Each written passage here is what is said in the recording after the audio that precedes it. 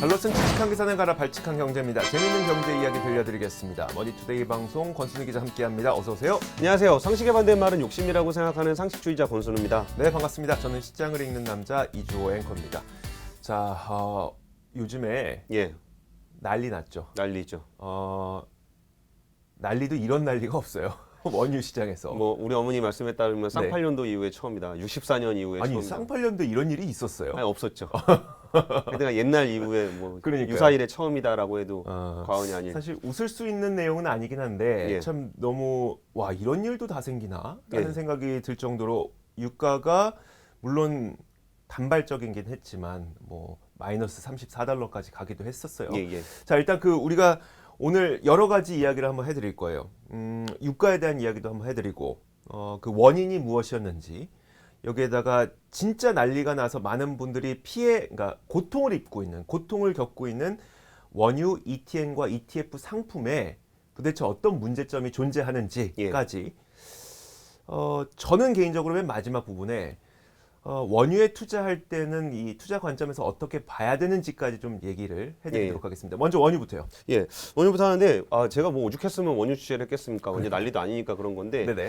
그 원유에 대해서 일단은 왜 이렇게 유가가 떨어졌을까라는 얘기를 좀 해보려고 좀 그 해외 쪽에서 일어난 일이다 보니까 이제 해외에 계신 트레이더분들한테 좀 전화를 드렸어요. 도대체 무슨 일이 벌어지고 있는 거냐. 그러니까 오히려 그분들이 그러더라고요. 오히려 한국에서 도대체 무슨 일이 벌어지고 있는 거냐. 왜요? 그래요? 그러니까 파생상품 쪽에서 워낙 큰 이슈들이 있었으니까.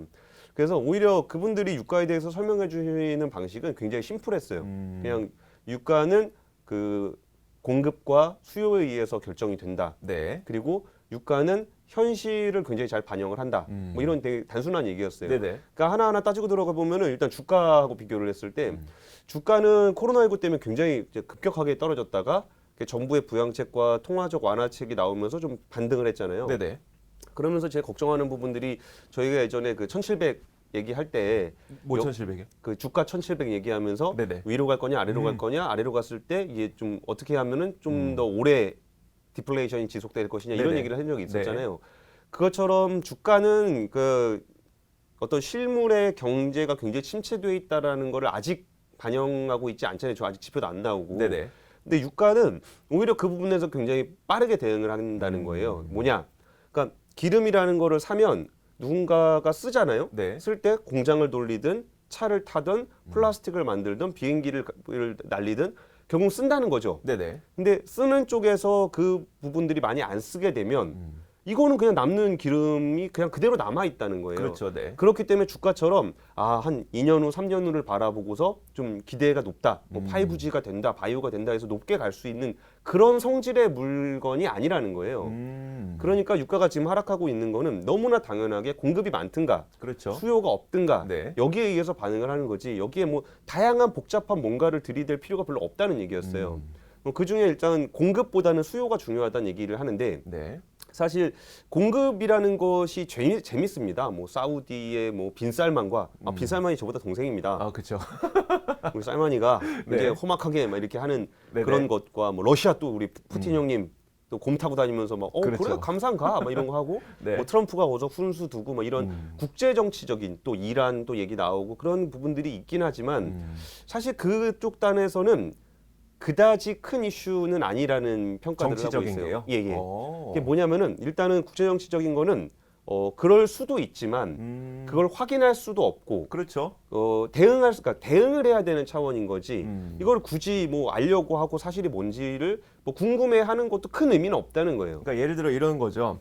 얼마 전에 그 사우디아라비아와 러시아가 지금은 이제 감산을 합의한 상태였었는데 우리가 그 감산 합의가 나오기 전까지는 사우디아라비아가 감산을 할 건지 안 할 건지 그리고 러시아가 감산을 할 건지 안 할 건지 우리가 알 수 있는 방법도 없고 그리고 이제 빈살만이 어떤 마음을 가지고 있는지 알 수 있는 방법도 정말 없고 그 미국의 셰일 업체를 다 죽여버리려고 유가를 떨어뜨린 다음에 진짜 셰일 산업을 붕괴시켜서 글로벌 오일의 패권을 사우디가 가져가려 한다. 뭐 이런 얘기들 보면 재밌잖아요. 그런데 뭐 어쩌라고 그래서 그러니까 그러고 나서 감사는 합의하면 예. 그 스토리는 전혀 안 맞는 게 돼버리고 그러니까 별 의미가 없어지는 거죠. 없어지게 되는 거죠. 근데 별 의미가 없다라고 보는 몇 가지 근거 중에 하나가 그러면은 그거 뭐 실제로 감산합의에서 싸우고 그랬고 뭐 공급이 늘어난다 그래서 유가가 빠진 게 맞지 않냐라고 했을 때 일단 사우디가 그런 싸움을 할 수 있는 거에 대한 근거로 많이 얘기하는 게 그 아람코가 네. 땅에서 기름을 캐게 되면 굉장히 싸게 캔다. 네. 막 배럴당 한 $5 이하면 캔다. 근데 셰일 같은 경우는 한 30불 이상 줘야 된다. 네네. 그렇기 때문에 한 20불 밑으로 가서 조금만 버티면 셰일 업체 다 망할 것이다. 그렇죠. 네. 뭐 그러면서 막 스토리 나오잖아요. 네네. 셰일이 뭐 채권이 어떤데 채권이 디폴트가 되면 그렇죠. 이걸로 해서 금리가 올라가고 금리가 올라가면 뭐 지수가 어쩌고 이런 되게 많은 얘기들을 하잖아요. 네네. 그런데 이제 균형 재정 유가라는 게 있잖아요. 네. 그러니까 사우디 같은 경우는 기름을 팔아서 나라 재정을 운영을 해야 되는 거란 말이죠. 그리고 뭐 셰일 업체들 같은 경우는 돈을 벌면 내 돈인 거지. 네네. 그렇다고 셰일 업체가 망한다고 해서 미국이 망하냐? 그렇진 않죠. 그렇죠. 근데 사우디 같은 경우는 기름이 돈을 못 벌어오면 재정이 나라가 망가져 망하죠. 버린다는 네. 거죠. 그래서 균형 재정 유가라는 걸 계산을 해보면 여기서 원가가 얼마냐의 문제가 아니라 얘네가 얼마를 벌어야만 나라를 유지할 수 있느냐. 네. 이거를 계산해 보면 거기도 한 50불 된다는 거예요. 그러면 사우디가 야 치킨 게임 가서 우리가 $5면 캐 이런 마인드로 접근할 수 없는 시장이라는 거고. 그럼 셰일 업체들 같은 경우는 또 반대로 유가가 떨어질 경우에는 셰일 업체가 망하잖아요. 네. 근데 이거를 뻔히 알아. 유가 떨어지면 제가 망하는 걸. 네. 그래서 해지를 되게 많이 해놓은 거예요. 그러니까 쇼패팅을 막 해놓은 거예요. 네네. 그 블룸버그 인텔리전스에서 그 통계를 보는 거 보니까 제일 큰 회사였던 콘초리소스 같은 경우에는 전체 물량의 70%를 해지를 해놨어요. 네. 그러니까 유가가 떨어지면 셰일 업체가 망할 것이다? 아니더라고. 네. 보험금을 엄청 타고 있는 그렇죠. 거예요. 네. 근데 그 규모가 뭐 거의 조 단위로 보험금을 타고 있더라고요. 물론 몇몇 셰일 업체가 파산 신청을 하기도 했어요. 네네. 그런데 어쨌든 해지가 굉장히 많이 되어 있기 때문에 이걸로 인해서 셰일 업계 자체가 붕괴를 하려면은 여기에 보험금을 지급해야 되는 네. 그 글로벌 IB들, 그러니까 보험사 같은 역할을 해주는, 그러니까, 네. 그러니까 숏매수의 거래 상대방이 되는 그렇죠. 사람들이 망하는 정도 돼야. 네네. 그러니까 야 저기 뭐 내가 교통사고 나면 망할 거야. 아니야 나 보험금 받으면 돼. 보험금 엄청 받아서 보험회사가 망할 정도는 정도가 돼야. 네. 그래야 이 게임이 진짜 그 사우디가 계획한 대로 끝이 난다는 거예요. 그러면은 별 의미가 없는 게임인 거예요. 그 시나리오 자체가. 네. 야, 유가 20불 이하로 좀만 가면 셰일 업체 다 망한다. 그걸 위해서 사우디가 저걸 했다. 그런 시나리오를 쓸 필요가 없는 거예요. 네네. 대표적인 국가가 멕시코죠. 멕시코가 거기가 기준 유가가 한 $60 한 정도 될 거예요. 네. 근데 지금 멕시코 유가가 한 $7 정도까지 떨어졌어요. 네. 야, 이거 좀 있으면 멕시코 망하겠구나 싶은데 멕시코는 정부 차원에서 어마어마하게 그 풋옵션을 매수를 해놨어요. 네. 어이구. 거의 조 단위로 매수를 해놔가지고 해야죠. 국가가 망할 텐데. 예, 그래가지고 최근 몇 년 동안 한 1조 2천억 원 정도의 풋옵션을 매수를 했다는 네네. 거예요. 그래서 최근에 유가가 떨어지니까 7조 원 넘게 돈을 벌었다. 야, 잘했네. 그러면 유가가 떨어져서 산유국들이 망하고 요 시나리오가 네네. 야 그닥 그렇게까지 신경을 써야 되나? 야 그렇게 계산을 해보려면 훨씬 더 복잡한 그런 시나리오들을 써야 되는데 그렇죠. 뭐 오히려 그런 얘기들 하더라고요. 처음에는 감정 싸움으로 그 감산 합의가 안 되고 증산을 하고 뭐 이런 일이 벌어졌지만 네. 진짜 문제는 증산의 문제가 아니라 그렇게 유가가 떨어진 다음에 코로나19가 와버렸다는 거예요. 네네. 그래가지고 그 유가가 설명이 돼버리는 거야. 야 얘네가 감산을 하려고 감산 안 하고 싸워서 유가가 떨어졌어. 네. 이거는 뭐 지정학적인 얘기고 정치적인 얘기야 라고 설명이 됐기 때문에 야 저거는 감산 합의가 끝나면 정상으로 돌아올 것이다라는 기대를 해볼 수가 있어요. 네. 근데 감산을 이렇게 뭐 굳이 하지도 않았을 뿐더러 감산을 한다고 하더라도 유가가 올라가지 않을 수 있는 펀더멘탈이 만들어진 코로나. 네. 결국은 수요의 문제라는 거죠. 공급단은 이렇게 하나 저렇게 하나 큰 차이가 없다. 네네. 왜냐하면 원래 많았고 그 많은 거를 뭐 더 늘린다 한들 더 줄인다 한들 그거보다 수요가 훨씬 더 큰 폭으로 줄었기 때문에 네. 지금의 유가는 이 낮은 상태라는 것이 설명이 되고 그러면 여기서 우리가 고민을 해봐야 되는 유가가 이만큼 떨어지면 반등을 할 것 아니냐. 네네. 역사적으로 이런 유가는 처음 아니냐라는 네. 건데 그래서 많은 사람들이 거기 베팅을 하는 거죠. 네. 콜로 베팅을 하죠. 유가는 더 오를 것이다. 그렇죠. 네. 그럼 그 콜 베팅에서 이긴 사람이 누구냐? 풋옵션을 매수한 셰일 업체들이에요. 그렇죠. 네. 그럼 우리가 거기다가 파생 상품에 돈을 넣고 하는 것들이 고스란히 셰일 업체로 가는 거예요. 네네. 그러니까 이런 메커니즘을 가지고 있는 거고 수요단에서는 어떤 일이 벌어지고 있냐? 일단 제일 눈에 보이는 거는 항공의 제트유예요. 네네. 그러니까 등유 비슷한 건데 이게 다들 아시다시피 코로나19로 비행기가 못 뜨잖아요. 안 가죠. 예. 네. 그래서 전체 항공유 수요의 한 77% 정도가 지금 공급이 안 되고 있다고 해요. 네네. 이게 정확한 수치는 아닌 게 이게 전 세계에서 얼마나 항공유를 쓰는지를 완전히 집계하기가 어려워요. 근데 업계에서 추산키로 77% 거의 80% 가까운 항공유 수요가 없어져 버렸습니다. 네네. 그러면은 항공유라는 게 우리가 원유를 정제하면 그러니까 우리 항공유만 만들어야지, 뭐 휘발유만 만들어야지. 그렇게 안 나오죠. 그렇게 안 나오잖아요. 네. 그러니까 끓이면 줄줄줄 나온단 말이죠. 제일 먼저 나오는 게 항공유. 예. 네. 근데 항공유 쪽에서 이렇게 된 데다가 아까 등유랑 비슷하다고 말씀드렸잖아요. 네네. 근데 등유는 난방유로 많이 씁니다. 네. 근데 북반구가 겨울이었는데 안 추웠어요. 안 추웠을 뿐더러 네. 겨울이 끝났습니다. 네. 그러니까 등유와 제트유가 비슷한 성질인데 난방 수요가 줄어들면 등유에 대한 수요가 급감하고 네. 그거보다 더 큰 폭으로 항공유가 급감하고 이것만 하더라도 석유를 계속 쓸 일이 없어진 거예요. 네네. 거기다가 뭐 휘발유가 뭐 자동차가 안 돌아다닌다는 거 이거는 뭐 다들 아실 테고 네. 그러니까 항공유가 제일 적나라하게 나타난 것 같아서 그렇게 보고 있는 거고 그래서 나오는 얘기가 한 5달러까지 가는 것도 충분히 가능한 시나리오다. 네. 그러니까 우리가 생각하는 마이너스 유가 이거는 사실 그냥 시장의 문제라고 한다면 네네. 지금의 한 10달러, 20달러 사이에서 왔다 갔다 하고 이거보다 더 내려가는 시나리오가 크게 무리가 아닐 수가 있다는 거예요. 그리고 이제 기름은 계속 나오는데 쓸 데는 없어. 네. 그러면은 그냥 어디다 보관을 해놔야 되잖아요. 그렇죠. 이 보관을 하다 안 되면 그냥 뭐 말로는 그냥 뭐 사막에다 그냥 뿌려버려야 된다 그러더라고요. 아, 그게 돼요? 아, 안 되죠. 오염 생기고 막 그러는 건데. 네네. 근데 스토리지가 그렇게 빵꾸 나는 문제는 2016년 그때는 진짜 작정하고 감산을 가지고 싸웠었잖아요. 치킨 게임 했었죠. 근데 그리고 그 결과를 다 봤기 때문에 굳이 그럴 필요도 없지만 정말 그 원유 저장고가 꽉 차는 문제를 많이 본 거예요. 네네. 그때만 하더라도 아이비들이 유조선을 사서 유조선을 빌려서 기름을 배에다 띄워놓는 경우도 되게 많았어요. 네네. 바다에다 띄워놓는 경우도. 그리고 유가가 반등한 다음에 배팅 들어갔죠. 네. 오케이. 뭐 그리고 돈 엄청나게 벌었단 말이에요. 그래가지고 이제 그 유조선을 빌려서 거기다 기름을 채워 넣어서 바다에 띄워놓기 시작했어요. 네네. 그리고 이제 VLCC 굉장히 큰 배, 네네. 뭐 ULCC 더 큰 배, 네. 여기다 기름을 다 때려 넣어가지고 계속 이제 배에다 띄워놓기 시작한 거예요. 근데 VLCC는 이미 끝. 네. 다 찼죠. 찼어요. 다 찼어요. 전 세계에 있는 거 다 타고 네네. 아프라막스급 그거보다 좀 작은 배 여기도 다 찼어요. 이제 그거보다 작은 배를 지금 채우고 있는 건데 그러다 보니까 어떤 일이 벌어질까요?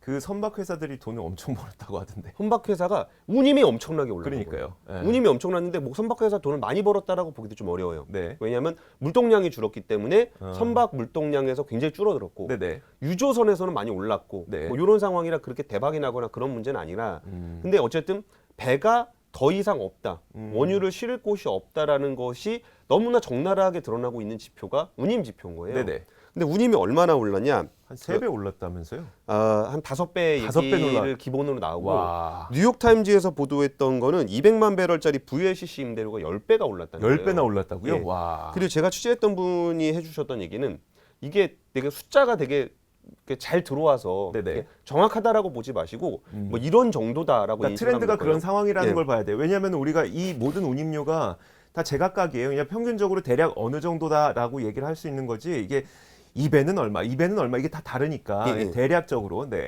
예를 들어서 석유 한 5만 5천 톤 정도를 배에 실른다. 네. 그럼 이걸 가지고 운송을 할 때 물론 거리마다 다르긴 하겠지만 화물값, 네. 석유값이 250억 원, 네. 예. 네. 운임이 10억 원. 250억 원에 10억 원. 예, 네. 이 정도로 좋아요. 이제 운영이 되고 있었어요. 네. 근데 최근에는 어떻게 됐냐면은 기름값이 50억 원. 기름값이 50억 원. 네. 네. 5분의 1 토막이 났죠. 네, 네. 운임은 60억 원. 이야, 완전 달라졌네요. 그러니까 석유를 싣고 가는데 네. 석유값보다 운임이 운임료가 더 더 비싸지는 비싸죠. 상황이 된 거예요. 네. 이러니 이게 진짜 얼마나 심각한 상황인지를 한번 인식을 해야 된다는 거예요. 네네. 복잡한 국제 정세나 이런 게 볼 게 아니고 정말 수요가 없어지면서 원유를 쓸 곳이 없어졌고 네. 보관하는 창고로 쓸 만한 곳은 당연히 없고 네. 배도 거의 없어졌다. 그럼 여기서 파생되는 문제가 또 뭐가 있냐면은 싱가포르의 오일 트레이더 중에 하나의 흰농사라는 굉장히 큰 오일 메이저 트레이딩 네네. 회사가 있어요. 네. 근데 여기가 지급불능 사태가 터져가지고 디폴트 선언을 어느 정도 협상을 하고 있습니다. 네. 그러면 이 회사가 가지고 있는 모든 자산이 동결이 돼 버린단 네. 말이에요. 근데 이 회사 밑에 그 원유를 그러니까 오션 탱커라는 유조선을 운영하는 선사가 있어요. 네네. 근데 이 선사가 유조선을 한 150척 정도를 가지고 있어요. 많이 갖고 있네요. 그러면은 이 지급불능 상태가 돼서 스톱이 돼 버려. 네. 동결이 되면 유조선 150척이 묶여 버리는 상황이 돼요. 그럼 갑자기 그 갑자기 공급 부족이 될 수도 있는 거네요. 그러니까 안 그래도 지금 원유가 없는데 네네. 원유를 보관할 곳이 없는데 네네. 이런 일의 일들이 어디서 발생할지를 알 수가 없다는 거예요. 네. 이게 원유값이 떨어지고 수요로 인해서 석유 회사들이 어려움에 처하면서 생겨나는 문제. 그리고 이 문제가 생각보다 좀 더 깊게 갈 수도 있고 네. 좀 더 오래 갈 수도 있다는 말씀을 드리려고 그러는 거예요. 그러니까 지금 유가에 대한 설명을 너무 복잡하고 네. 과거의 방식으로 생각을 하면 안 된다는 거예요. 그러니까 과거의 방식으로 야 언제 유가가 그렇게까지 떨어진 적 있냐? 네네. 아니 뭐 물값보다 싸면 뭐 내가 사면 되지. 뭐 이런 생각을 하시는 분들이 분명히 있더라고. 네네. 근데 뭐 그런 얘기 하더라고요. 인간이 거래하는 액체 중에 제일 싸졌다. 진짜요? 물보다는 훨씬 그렇죠. 싸졌으니까. 마이너스니까 뭐 그렇기도 하니까. 예. 네. 그런 시장이 이게 정말 복잡한 그런 이유가 아니고 수요와 공급, 코로나19로 인한 셧다운, 락다운 이런 문제 때문에 생겨난다는 거예요. 네. 그러니까 우리나라에서도 잘 체감이 안 돼요. 왜냐하면 우리나라는 락다운을 그렇게까지 심하게 안 했거든요. 그렇죠. 네. 근데 외국에 보니까 해외 토픽에 밖에 나가려면 밖에 나갈 수가 없다는 거예요. 경찰이 막 돌아다니면서 막 들어가라 그러고 허가 받아야 돼요. 허가를 받아야 되는데 조건 중에 하나가 애완동물 산책을 위해선 하루에 1시간은 산책을 할 수 있대요. 네. 그래서 이제 개가 있는 사람들은 개를 끌고 나오는데 개가 없는 사람은 닭을 끌고 나오는 사람도 있거든요. 너 왜 나왔어? 그러면 애완동물 산책시키려. 그때 어떤 사람이 어항에다가 금붕어를 들고 나왔어. 이거 애완동물이다. 네네. 그러니까 락다운이 얼마나 심하면 네, 이게 내가 밖에 나가기 위해서 나가기 위한 그런 이상한 짓거리까지 하고 있냐 정도로 락다운이 심하고 락다운을 풀었을 때 어떤가라고 해서 그쪽 그 해외에 계신 분들한테 물어보니까 굳이 밖에 나갈 필요도 없다는 거예요. 네네. 나가봐야 뭐 상점도 다 문 닫고 뭐 놀이공원 같은데 말할 것도 그렇죠. 없고 경찰들은 지키고 있고 나가도 할 일이 없다는 거예요. 네네. 그러니까 그 정도로 락다운이 심하게 벌어지다 보니까 아까 제일 처음에 설명드렸던 게 유가가 현실을 굉장히 잘 반영한다. 네네.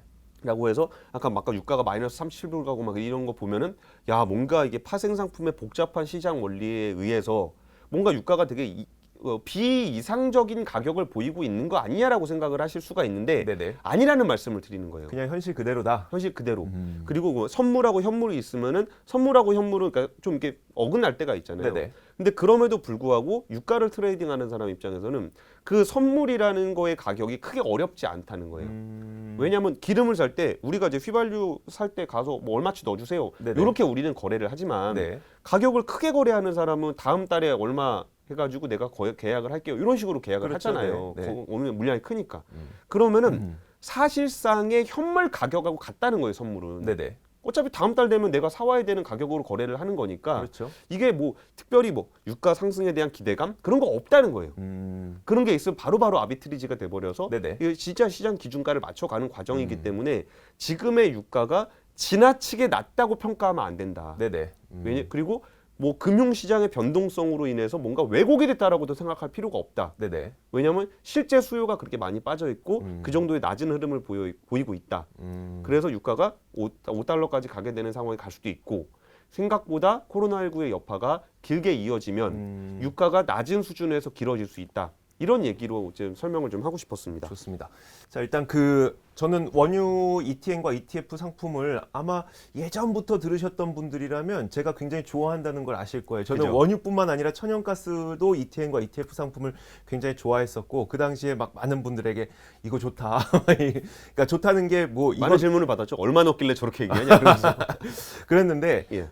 사실 저는 원유 ETN과 ETF는 몇 개월 전부터 사실 안 하기 시작을 했었어요. 그러니까 진짜 안 했고 그리고 그 다음에 최근에 한 20일 전쯤인가 저희 후배가 저한테 물어보는 거예요. 그 당시가 원유 가격이 20달러 선 정도였을 때였었어요. 예. 마이너스 가기 전에.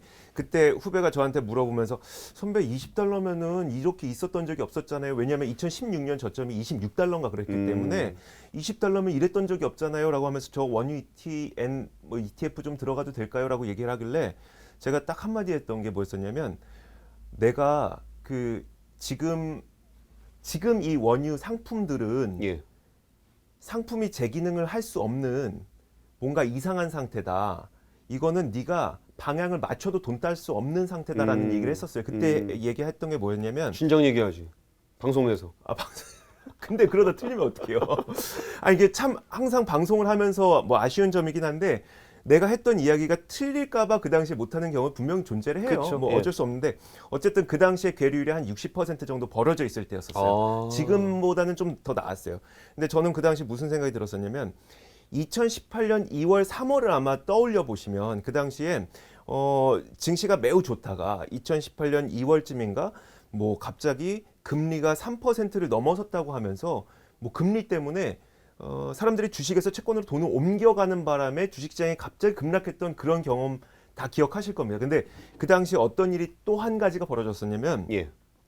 그 숏 빅스라는 상품이 그 당시에 존재했었어요. 빅스는 변동성 지수, 그렇죠. 공포 지수라고도 공포 지수. 예, 예. 근데 공포 지수를 하락 베팅하는 그 당시에 시장이 미국 증시가 너무 계속 좋게 올라가다 보니까 그 빅스 공포 지수의 하락으로 베팅하는 자금들이 굉장히 많이 몰렸던 거예요. 그러니까 보통 공포 지수라는 거는 시장이 방향성을 보이면서 안정적으로 움직일 때는 공포 지수가 낮고 내려가죠. 시장이 뭐 이렇게 급등락을 많이 하게 되면은 이게 빅스 지수가 올라가는데 네네. 보통은 주가가 폭락할 때 변동성이 커지는 경우가 많기 때문에 그렇죠. 공포 지수라고 부르죠. 네네. 예. 그런데 2018년 2월쯤까지 미국 증시가 계속 좋아지다 보니까 빅스가 엄청나게 낮은 상태에서 계속 그렇죠. 유지가 됐어요. 예. 19, 뭐 11, 뭐 이 정도.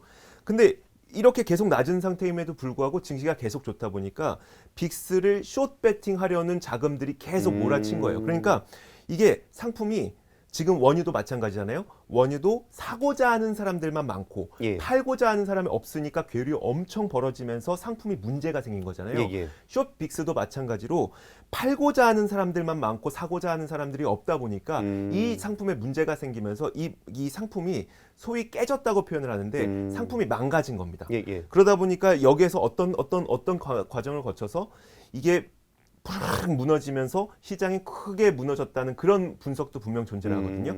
그것처럼 한 가지 상품이 무너지게 됐을 때 혹은 우리가 속된 말로 깨지게 됐을 때는 어떤 일이 벌어지게 될지 모르는 거예요. 이거는. 그렇죠. 예. 그러니까 그래서 저는 그 당시에 그 후배한테도 얘기했던 게 지금 괴류율이 이렇게 많이 벌어졌는데 이렇게 많이 벌어진 거는 우리나라의 원유 ETF의 유동성을 공급하는 유동성 공급자 LP들이 예. 본인들의 물량이 다 소진됐기 때문이다. 예. 여기에서는 기초 자산을 절대 따라갈 수가 없고 이건 상품이 깨질지 어떻게 될지 이건 어느 누구도 경험을 해본 적이 없기 때문에 예. 지금은 진짜 이건 돈을 뭐 내가 맞히든 내가 틀리든 뭐 틀린 사람이 돈 딸 수도 있는 거고 예. 맞힌 사람이 돈을 잃을 수도 있는 우리가 범접할 수 없는 어떤 상태다라는 걸 얘기를 하면서 이렇게만 알아도 뭐 하지 마, 해 이런 얘기는 안 했었고요. 그러니까 투기까지는 아니더라도 네. 투기까지는 아니더라도 좀 극단적인 비유를 들어보면 예를 들어 네네. 도박장 아니야 카지노에 대한 비유를 해볼게요. 네네. 카지노가 이제 합법적인 사업장이잖아요. 근데 좀 무서운 카지노야. 네네. 보니까 기도 아저씨들이 뭐 이거 당신 벌어가면은 내가 크게 위해를 가할 거야. 네네. 그래서 내가 돈을 잃으면은 몸 무사하게 나올 수 있어요. 네네. 근데 돈을 따면 저 아저씨들이 내 돈을 뺏을 것 같아. 네네. 그러면 거기서 그 배팅을 하면 안 되는 거거든요. 그렇죠. 그러니까 이 시스템 자체가 안정적으로 운영될 거라는 그 믿음. 네네. 그러니까 이거 디폴트 리스크가 없는 상황에서는 네. 나의 분석이라는 게 좀 의미가 있는데 디폴트 위험이 있다. 예를 네네. 들어서 얘하고 나하고 홀짝을 하는데 얘가 난 돈을 주지 않을 네네. 지급 불능의 위험이 있는 시장의 경우에는 그렇죠. 어떤 확신이 들어도 사실 들어가면 너무 위험해요. 그렇죠. 예. 이번 기회를 들어서라도 상품은 언제나 한쪽으로만 누군가 투자자들이 쏠리게 됐을 때는 무조건 깨집니다. 이게 매도가 됐건 매수가 됐건 한쪽으로 투자자가 왕창 쏠리게 되면 이건 팔 사람이 없기 때문에 깨지고요. 예. 살 사람이 없기 때문에 깨집니다. 상품은 깨져요. 그렇기 그러니까 때문에 파생 상품이라는 건 제로섬이니까 네네. 여기다가 홀에다 베팅하는 놈이 있고 짝에다 베팅하는 놈이 있으면은 네. 홀짝이 맞아야 상품이 유지가 그렇죠. 되는 거지. 네. 다 홀에다 걸면은 네. 짝을 받아줄 사람이 없기 때문에 유지가 안 돼요. 물론 이게 그 글로벌 IB들 같은 경우는 워낙 그 플레이어들을 많이 가지고 그렇죠. 있기 때문에 네. 어지간한 상황에서는 안 유지가 깨지죠. 돼요. 네네. 근데 특정한 상황이 됐을 때 정말 한쪽으로 시장이 쏠릴 때는 반대쪽 포지션이 사라지면서 상품이 깨질 수 있다라는 거를 염두에 둬야 된다는 거죠. 네. 예. 그래서 만약에 정말 이런 이상 현상이 나타난다. 괴리율 같은 경우는 매일매일 공시를 하게 돼 있어요. 뭐 하루 3% 이상 그 괴리가 벌어지게 될 경우 이런 괴리율 보면서 투자하셔야 되는 거예요. 예. 이거를 뭔지도 모르고 하시면 절대 안 되는 거고. 그래서 상품은 언제나 깨질 수가 있고 상품이 깨졌을 때 거기서 파생되는 일들은 아직 아무도 경험 상상하기 힘들어요. 네. 거기서 유동성이 쫙 빠져나가면서 뭐 어느 쪽에서 또 퍼질 수도 있을지도 모르는 거고. 예, 상상만 해보건데 만약에 이것 때문에 뭐 이 상품이 깨져서 증권사가 좀 증권사의 신용 등급이 떨어진다. 예, 예. 이러면 또 무슨 일이 발생? 아무도 모르는 일이거든요. 예, 예. 그러니까 아무도 모르는 일에 대해서는 베팅하지 마시라고 이야기를 좀 드리고 싶은 겁니다. 상품 깨지는 것도 항상 염두에 두시고요. 지금까지 그 박찬환 경제였습니다. 감사합니다.